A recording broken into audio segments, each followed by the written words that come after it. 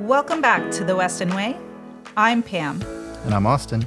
And today we're joined by none other than the City of Weston Parks and Recreation Director, Kara Petty. Kara, welcome to the studio today. Thank you for having me. Now, Kara, you've been the Parks Director since I've been here with the city, but I'm curious, because I haven't heard yet, your career background and how you came to be the Parks Director here in the City of Weston. How'd you get started in parks? I got started in parks in 1999. I relocated back home here from the University of Florida, and I was looking for a job. And a friend of mine knew that I liked to work around children, and she said, "Why don't you apply to City of Plantation, Parks and Recreation for summer camp?"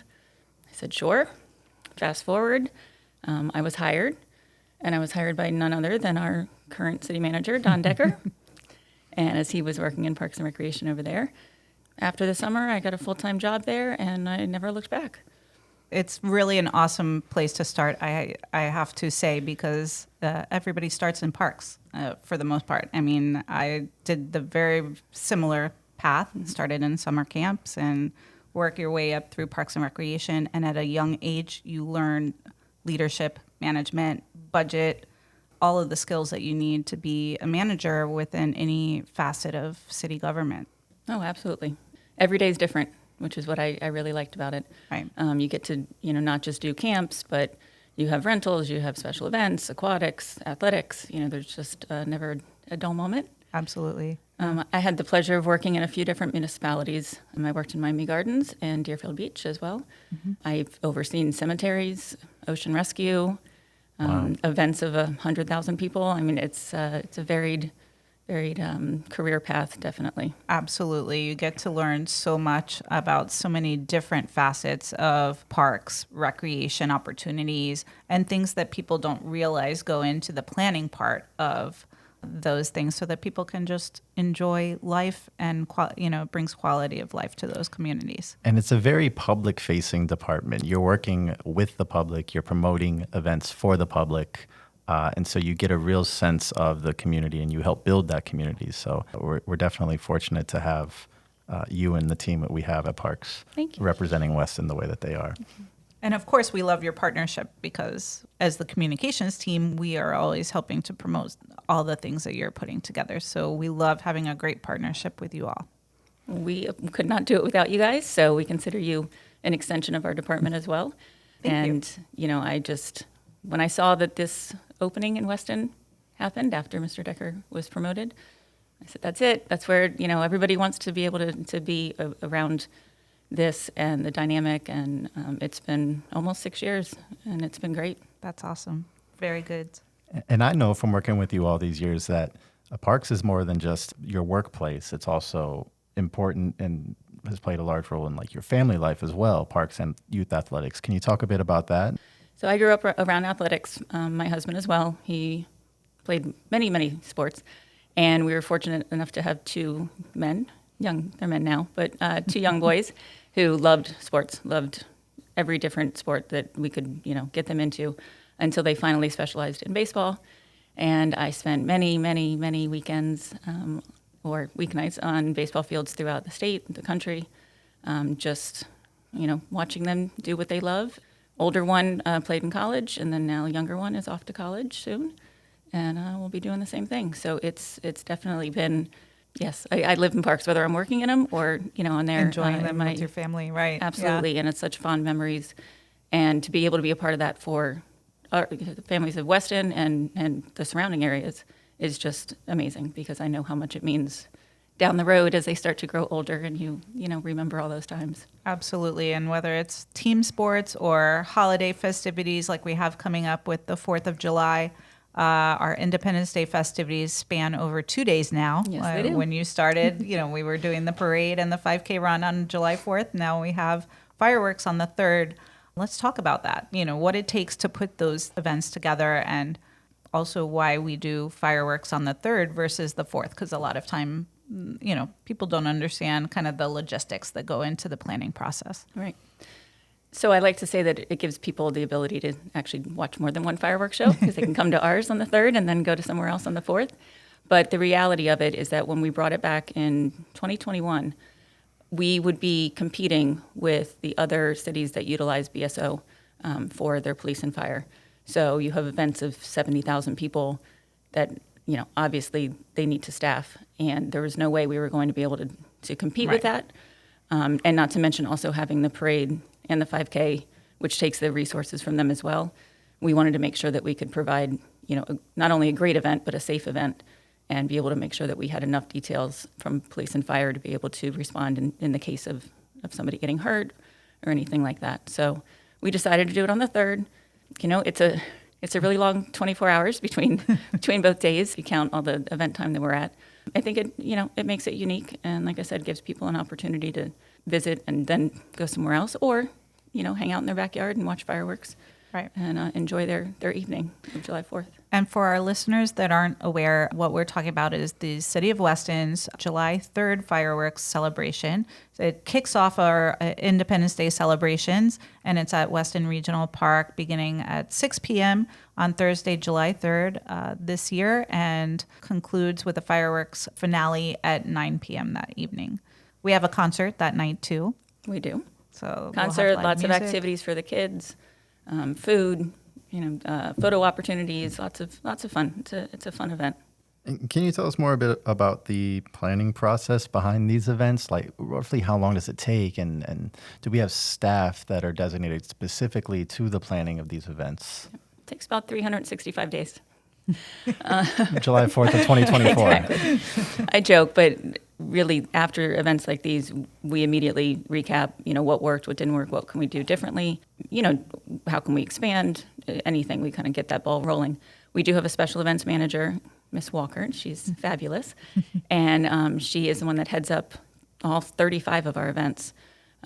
So it's a very, very demanding, yes, job.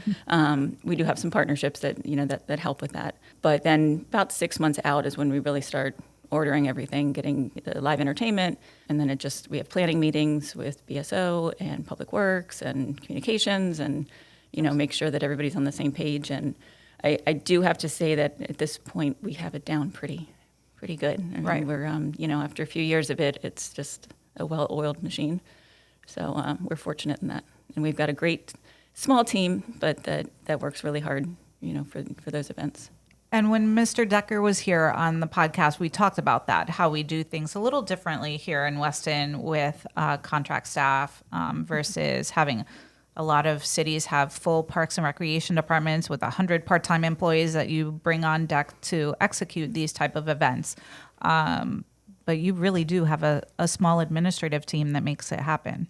We do. I am used to those large size departments, so it is different. We do really have all hands on deck, and there isn't the idea of that's not my job, or if you may be in maintenance, but on that day you're in events, and that's what that's your Right. focus. And the staff's great. And again, we contract out some of it, which helps us. Right. But the designated staff is really there and trying to do everything they can to make sure that the event runs smoothly. And we always love it when we're all set, ready to go, and there's still about an hour before anybody's supposed to arrive. So that's what we strive for. But even then, there's just some things that we know that you just can't plan for, and unexpected challenges that come up in the process. So can you talk a bit about those and how the city addresses the unexpected? Weather. All right. Sometimes it happens. But actually, I think 2 years ago, we were really, really concerned that a storm was going to hit us and we were going to have to cancel mid-event. And the Weston bubble, stood up and it went around us, and we were able to have the event. I think it rained pretty much after the event was over. But, we just do the best we can and try to communicate with each other, make sure we're all on the same page, what's going to happen if we have to, to cancel because of rain, how we're going to get everybody out. But again, we're lucky because we have parks professionals that have been doing this for a very, very long time, as well as communications and police and fire. So communication's the key. And speaking of communication, unless you've heard it from us, the event's going to happen. It's Right, still exactly. ongoing. I know Absolutely. that's often the case as people see, rain on the radar in the future, and they wonder, that event must be canceled. Well, unless it comes from the city, then the event's still going on, and you can expect us there, ready to enjoy. Absolutely. There's a lot of work that goes into planning and executing the events as long as the weather is safe for everyone to be out there. Kara and her team make that happen. Yep. The last thing we want to do is to cancel an event for the community. So, Right. but sometimes it happens. So beyond July 3rd, we roll into the morning of July 4th, and we have two events that day, the 5K walk and run. So you can choose to do either, no pressure. That holiday morning, it's a longstanding event that you partner with. The YMCA. Right. So we have that partnership to execute that 5K run, and it kicks off at 7:15 a.m. in the Weston Town Center area. So I know it used to be held at Regional Park. We moved it to Town Center, more central to the city in terms of following that event is the parade at 10:30 a.m. We step off with, that's Weston's kind of long time hometown celebration. Everyone comes out to that. What tips do you have for our residents to kind of pack up and head out to those events on the 4th of July? Get out there early, definitely for parking. Make sure you hydrate. It is hot. Whether you're doing the 5K or whether you're at the parade, it is definitely hot. So make sure that you are hydrating, bringing water bottles or anything with you, because we're reminded every year at the end of the event of just how hot it can be. Right. And then just have fun, pack your patience. It does get a little crowded, and which is a testament to how well received the event is. But just go out there, have a good time, and it's awesome to see all the community groups that come out and participate. Our department put their first float in last year, so we'll have to surprise everybody this year. And it's a great event that keeps growing. It's really fun to watch the community come together for the parade. I've always loved parades, always been involved in putting together parades for the community. And it's kind of a dying art, too, because a lot of cities are cutting their parades. Logistically, takes a lot to plan and secure. But you don't have to be on Main Street just to enjoy the parade. The parade route winds, along through Town Center. So we encourage people to spread out along the parade route to enjoy it as well. No, absolutely. That's the intent. Is we've gone back and forth on the route, the length, all of that compared with other cities, and we feel like we have that sweet spot of it's not too short, not too long, and there are opportunities if you just want to go over on the side of the road and watch it and not be in the crowd. Right. Absolutely. And I know Panthers fans will be excited to hear that the Grand Marshal for this year is play-by-play announcer Steve Goldstein. Yes, Goldie will be out there, and he'll be having fun with the community. He's actually a Weston resident, and this year's theme is red, white, blue, and Weston proud. So he's a proud resident of Weston and is looking forward to being a part of it. We can't wait. If you haven't come out to the events yet, we encourage you to review all the details at westonfl.org/events. And at that, we're going to take a quick break and be back with Parks Director Kara Petty to talk more about City of Weston Parks. Stay tuned.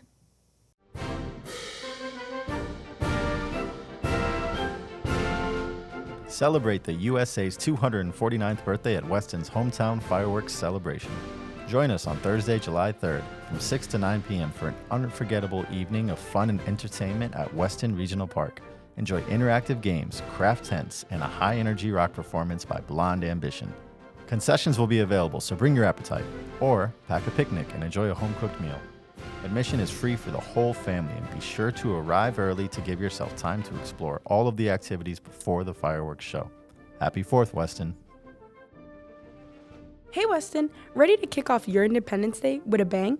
Join us for the 4th of July 5K race, sponsored by the City of Weston, YMCA of South Florida, and the Weston YMCA Family Center. On Friday, July 4th, lace up your sneakers and meet us at 7:15 near the Bell Tower at Main Street in Weston Town Center. Dress in your most patriotic gear and race off with your friends and family. You can run or walk, it's up to you.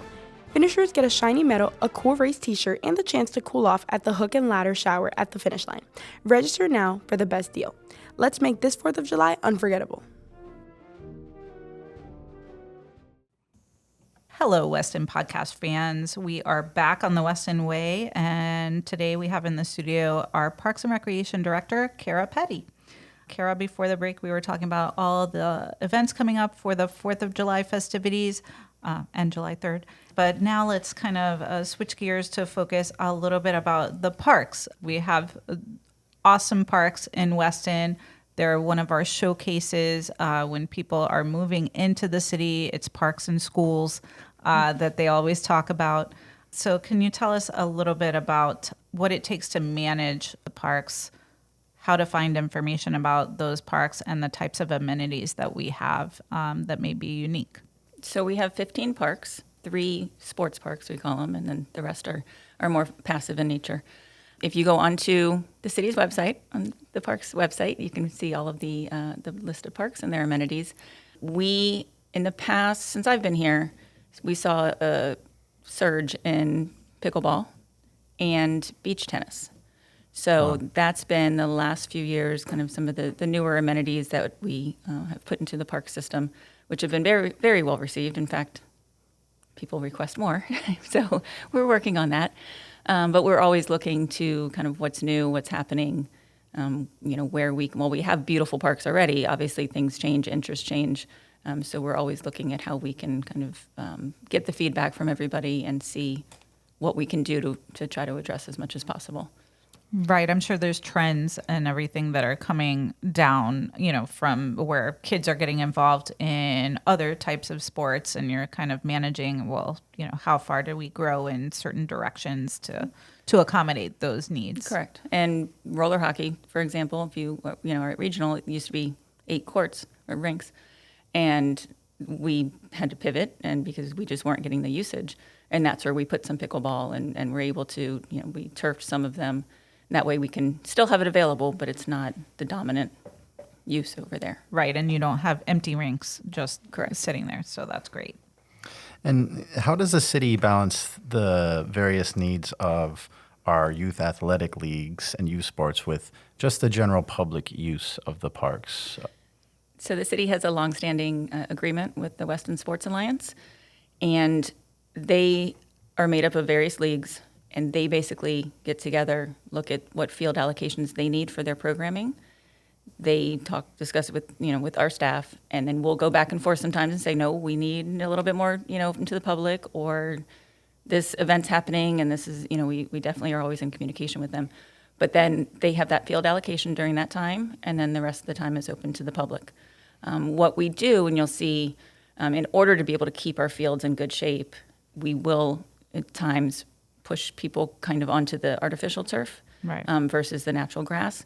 And that's really long-term for everybody to be able to make sure that the playing surface is safe and be able to be used by the not just the Alliance, but the public. And as we do more artificial turf fields, it'll be even more and more that's open to the public, which is very helpful. Right. And those leagues that are members of the Alliance, those are what we would term, I guess, the sanctioned leagues of Weston. Correct. They're So- sanctioned nonprofit. For the most part, there's one league per sport. We do have soccer with as large as soccer is. There are a few leagues that have been around in existence for a very long time, but everybody else is just one sport. Right.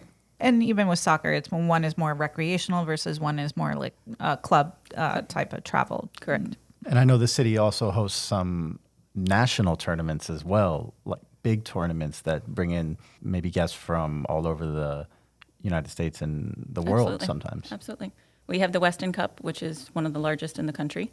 They play mostly, Weston, but also as far as Naples, Davie, they use Plantation, various fields just to be able to accommodate the number of people that come for that tournament. So it's definitely, it's a very large undertaking. And for a lot of our listeners that are involved in the sports leagues, you may not realize we also have the rainout line. So you can call ahead or look online to find out what fields might be closed due to weather or any other issues and things like that. That is correct. Yeah, very good. That's a good partnership that we have with parks. And of course, we're more than just hosting athletic tournaments and youth sports leagues. I wonder if you can tell us some of your favorite best kept secrets of our city parks, some of the amenities that maybe people don't know about that they'd want to know about. So we just installed exercise stations at Country Isles Park. For anyone familiar with it, there's a playground, tiny gazebo, but it's really a walking path and open space, which is great. But we thought it would be good to be able to have some exercise stations there so people that were walking can get some exercise if they like. And that's been very well received. And I think it's a good nice, pretty park where you can still go and get a little workout in if you'd like. Of course, we have the bridge for fishing over at Peace Mound, which I love when I go out there and see, little kids Yeah. out there fishing. Again, coming from a fishing family, fishing boys, it's always nice to see the families out there enjoying that. And then also, I think people don't realize that we have actually made some multi-use courts for pickleball at various parks at Indian Trace and Emerald Estates, and then a few on one of the rinks in Regional Park. And really just to try to give those opportunities to maybe some of the not as competitive or just learning the sport, where they can just go out and use the portable net and play a Right. couple matches. And then once they decide they want to go and compete, they can Right, they it can is- go over to some of the the heavier used courts. It is intimidating when you come up on the pickleball courts and everyone's, in full action. So it's like if you are a beginner, you're not going to jump into the middle of that. So it's great to have those multi-use courts to Absolutely. be able to learn. And you'll have more time to play at those multi-use Yes, courts where you that's don't have to true. cycle True. out. No, absolutely. Or you could go out there and play pickleball and then move the net and play basketball. Or it's not designated for one sport, which is what we were trying to give some options. Additionally, we have Weston Racket Club. So talking about partnerships, can you explain, a lot of times our listeners might think that the Racket Club is a private club, but So there's memberships, but there's also drop-in rates if people would like to come and just play with a friend on the pickleball courts or the tennis courts or padel. But we do have a contract with them. They are our vendor for the Racket Club, and there's a portion of the membership that comes back to the city as revenue. But is a very good partnership as far as us helping them. They provide an opportunity that we can't because we don't have the staffing to Right. do that. It goes right along with our Weston model. But there is a lot of interaction and day-to-day conversation to make sure that things are seamless and you don't know that it's not really run by, Right. by an outside contract. Yeah, and they have a great team over there with an award-winning facility, and they also offer not just the drop-in rates or memberships, but youth sports camps as well. So they offer summer camps for children that are out of school, spring and fall camps for those breaks too. Right. So it's a great resource for families in Weston. yes, it's one of our best kept secrets in terms of city facilities, because it is a Parks and Rec facility, but it's just managed, by an outside organization. So it's a great partnership, like Kara said. And it is the only city operated padel court. So I Very think good. there's one coming somewhere in Southeast Broward, but I won't It say is the name. growing. Yes. That's right. They We were explained the at the first. time it was one of the first open Yep. in this area. Yep. Speaking of city facilities, there's also the community center at Regional Park that offers programs, classes, stuff for all ages. Can you talk about some of the things that Weston residents can use the community center for? Sure. We have classes for anybody from youth all the way up to the active aging. And there's karate, there's speech for kids, speech and debate.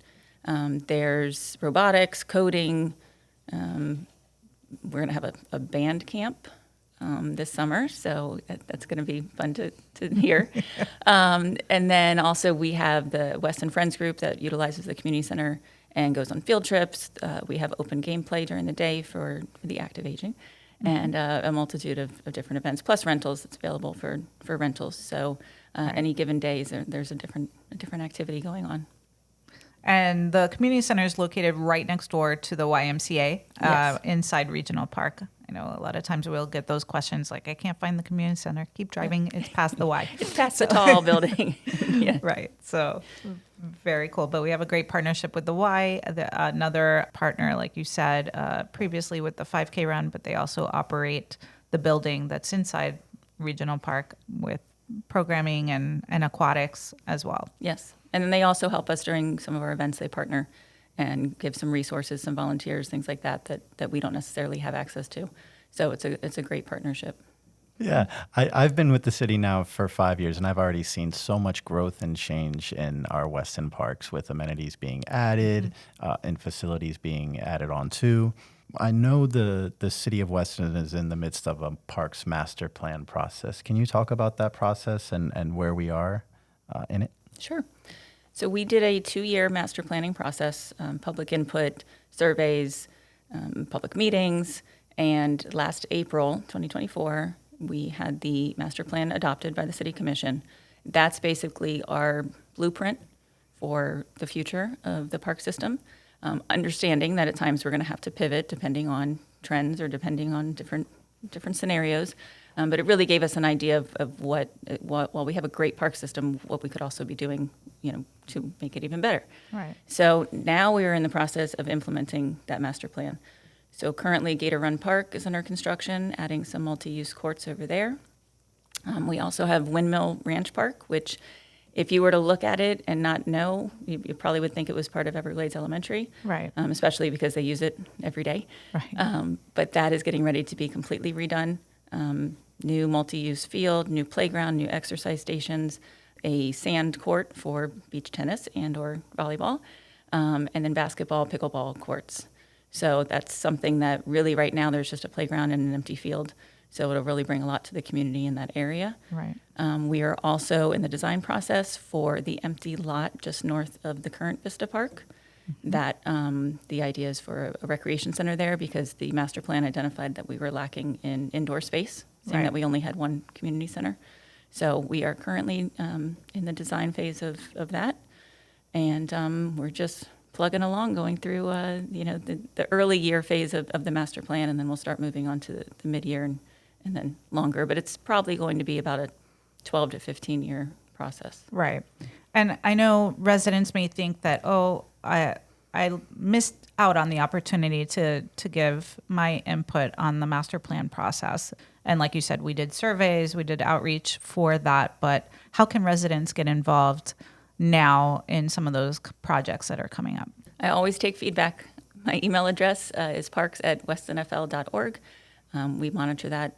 I don't want to say 24/7, but it is monitored Right. a lot.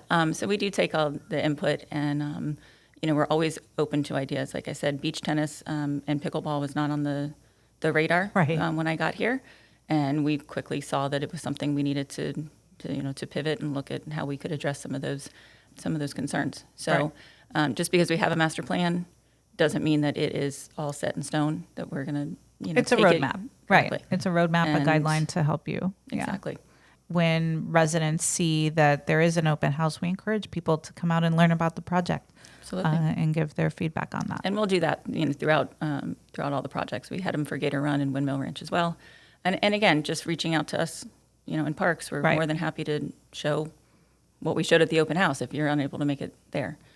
And it doesn't have to be a large, big idea. I mean, even the lockers that were put inside near the basketball courts at Regional Park. That's, those type of ideas. Like if you're using an amenity and you say, hey, it would be nice to have this, is this possible? Those are kind of ideas that we love to hear from residents, because sometimes we're not aware of that need unless people bring it to us. Right. So it's good. Right. There's no such thing as a finished park, right? It's constantly evolving based on the needs of the community and the feedback that Kara receives. Absolutely. We're open to all ideas.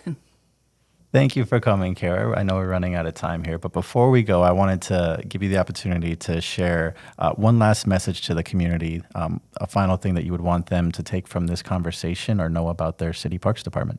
I just wanted to give a shout out and a thank you to my staff that is there day in, day out, even on vacation sometimes. I'm like, why are you answering an email? But no, we have a very dedicated group. Like I said, it's a small group, but they are dedicated to the residents. They're dedicated to the parks, to the city as a whole, and making sure that things are as high a standard as possible. I couldn't do any of this without them. And I just, it's such a great team to be a part of, and it's just awesome. And we're in it. We're parks professionals that we love it. I fell into the profession and never looked back, and I think everybody else kind of feels the same way, that they just couldn't imagine doing anything other than what we do. So, Right. And if you love what you do, you don't work a day in your life, like Chief Drazen said. Absolutely, I agree. Well, I we agree. love collaborating with you and your team, Kara. It's always such a great team, Weston, when we come together, and we appreciate that. We appreciate the work that you put into it. Oh, we appreciate you guys, because again, it's we all work together, and it's not one department in another department. It's just a Right. collaboration, and we make things happen together. Thank you for joining us today. Thank you for having me. Get ready for the city's favorite holiday tradition, the annual Hometown 4th of July celebration parade. This year's theme is Red, White, Blue, and Weston Proud. 2025 Grand Marshal Steve Goldstein, announcer for the Florida Panthers, and the Weston City Commission will lead the way for local performing groups, dazzling fire trucks, police vehicles, community groups, and more, all decked out in their patriotic best. The parade steps off at 10:30 a.m. on Friday, July 4th, at the corner of Town Center Boulevard and 3 Village Road, winding through Weston Town Center to the heart of Main Street. Bring your family and friends, wave those flags high, and share your patriotic pride with us. For more information, visit westonfl.org/events. So Pam, what's your favorite park? My favorite park is Peace Mountain Park because it's so unique. It's right there on the water. I enjoy going there for my lunch break sometimes just to sit outside, enjoy the breeze, and the significance of, how it was built around the burial ground for the Tequesta Indians. It's just such a neat park space. Yeah, it's a really great place. You can go walk through history in the city of Weston. A lot Literally. of people, we're a new city, so people think that, hey, we're the first ones out here, but not the case. Yeah. And it has a great playground. I always see young families out there in the middle of the day as well, after preschool time, enjoying the playground as well. So it's really cool. Yeah, that's one of my favorites. I think myself, though, I like Country Isles Park. It's right Yes. across from Weston City Hall, so it's an easy park to go to on a lunch break, read, eat, have a little picnic in the shade. It's a nice park. It's a great park, and we've enjoyed it as a team, too, because it's right across, like you said, from City Hall. So it has the gazebo where we can go have a little team lunch and celebrate a birthday or talk over some upcoming projects. Speaking of upcoming projects, there's none larger or greater in the city of Weston right now than all the festivities we have planned for the 4th of July that I know we just heard about. Yes, so we invite everyone to come out July 3rd to our fireworks celebration. July 4th, we have the 5K and the longstanding hometown celebration parade. So we wish everyone a happy Independence Day and come celebrate with us. It really is a celebration. And bring your friends and neighbors, too. Make it a party. It's a Weston tradition like no other. Very good. Well, that's a wrap for today's Weston Way podcast. Be sure to listen and subscribe wherever you stream your favorite podcasts. And we want to hear from you. So if you have any questions or topics that you would like us to cover here on the Weston Way, visit us at westonfl.org/podcast to submit your questions and ideas. We'd love to hear from you. Thanks for listening. Bye for now.